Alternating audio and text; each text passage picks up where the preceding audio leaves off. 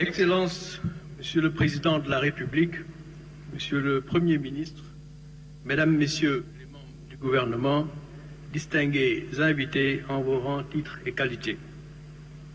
Permettez-moi tout d'abord de vous remercier, Monsieur le Président de la République, pour votre présence et votre engagement constant en faveur de la transformation systémique de notre économie. Je remercie également Monsieur le Premier ministre pour son leadership dans la coordination de l'action gouvernementale, en particulier dans cette phase décisive pour notre pays. Excellence, Monsieur le Président de la République, il y a quasiment un an, sous votre leadership et celui du Premier ministre, l'agenda national de transformation, la vision Sénégal 2050 pour un Sénégal souverain, juste et prospère a été présentée, de même que sa déclinaison quinquennale 2025-2029, la stratégie nationale de développement. L'objectif global de cette stratégie est de promouvoir un développement endogène et durable porté par des territoires responsabilisés, viables et compétitifs, jetant les bases de la souveraineté. Ce référentiel trace les grandes lignes de notre volonté collective de bâtir un Sénégal nouveau dans la diversité de ces territoires. Cependant, comme Monsieur le Premier ministre l'a si justement souligné à plusieurs reprises, aucune stratégie de développement, si pertinente soit-elle, ne peut être pleinement exécutée sans une assise financière saine et crédible, et sous le leadership véritable de ses concepteurs.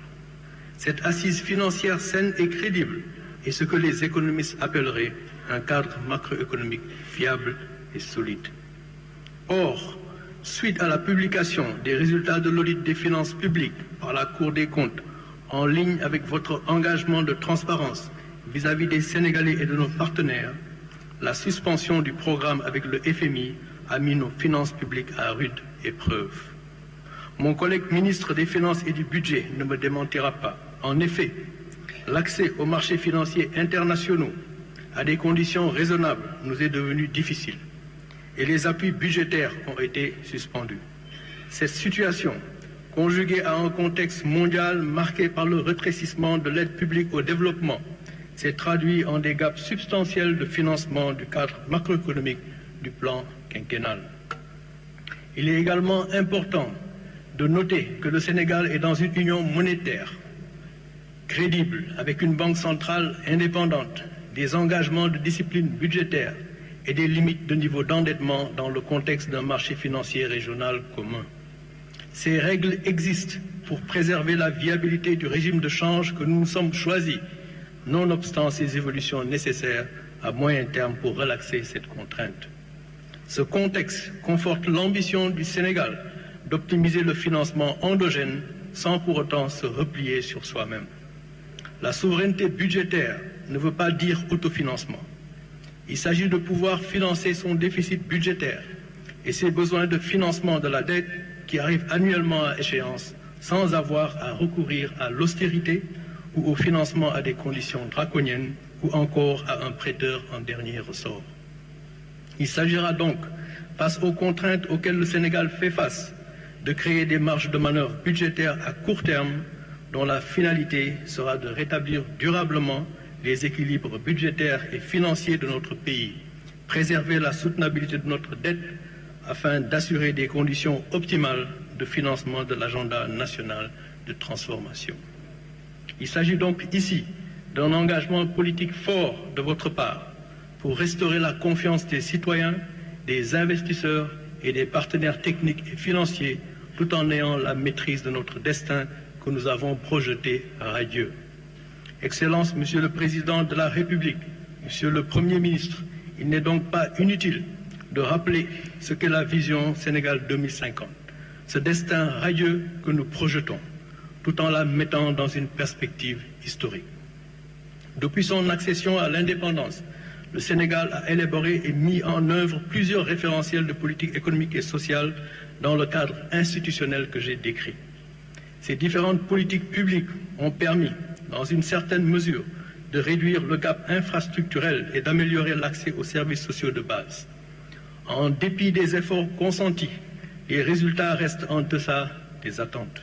En effet, Le Sénégal est toujours parmi les 25 pays à plus faible développement humain et la croissance économique enregistrée n'a pas été suffisamment inclusive pour réduire significativement la pauvreté estimée à 37,5% et le chômage à environ 20%.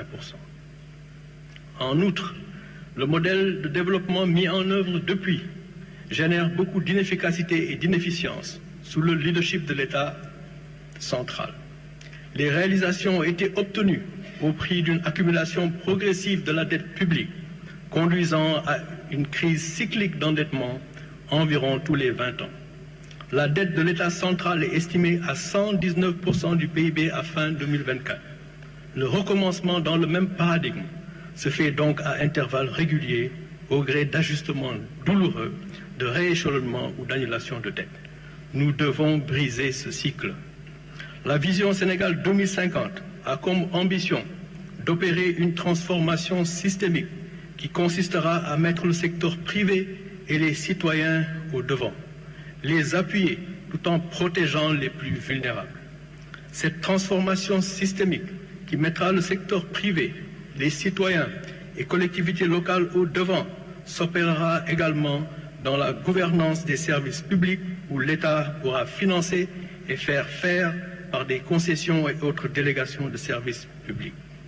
L'État pourra appuyer nos champions et potentiels champions par le biais de partenariats publics-privés où le contenu local sera une exigence afin de créer des opportunités et de l'espace pour le secteur privé national.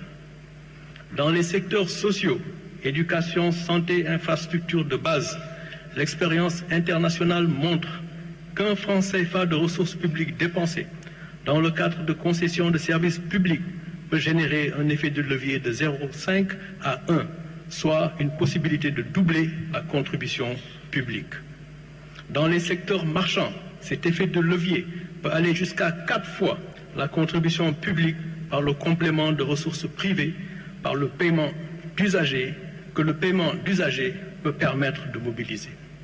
Excellences, Monsieur le Président de la République, Monsieur le Premier ministre, les 25 lettres de politique sectorielle des ministères ont été finalisées avec cette doctrine bien reflétée. Secteur privé et territorialisation des politiques publiques pour les rapprocher des citoyens.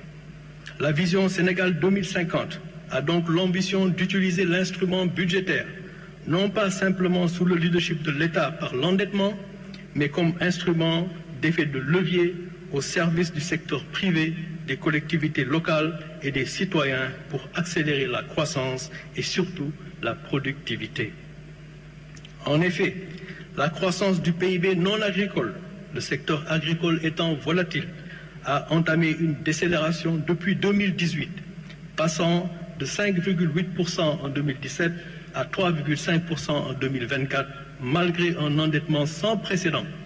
Et cette décélération a débuté avant la Covid-19.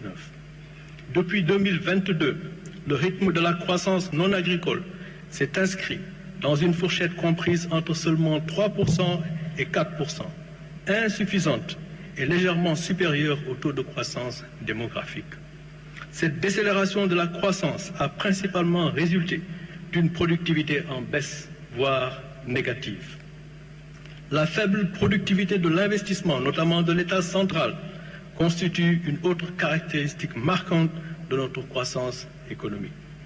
Cette faible productivité résulte à la fois d'une inefficacité dans l'allocation des ressources que d'une inefficience dans leur utilisation.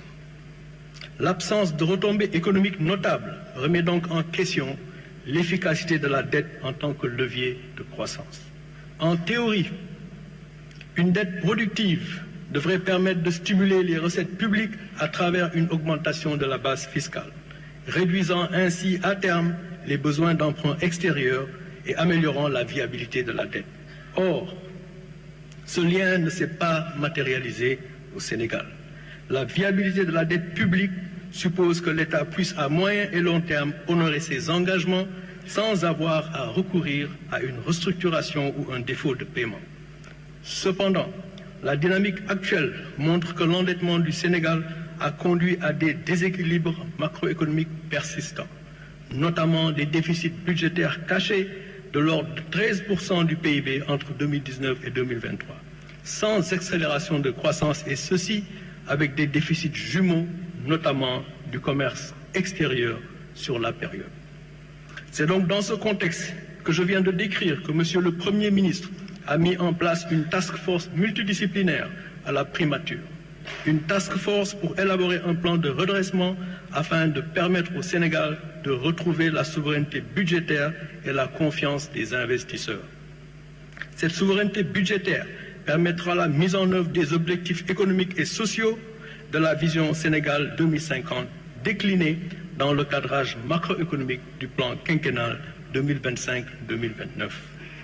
Ce redressement de nos finances publiques devra s'opérer sans préjudice au secteur privé tout en étant au service des Sénégalais, notamment les plus vulnérables. L'enjeu est donc triple.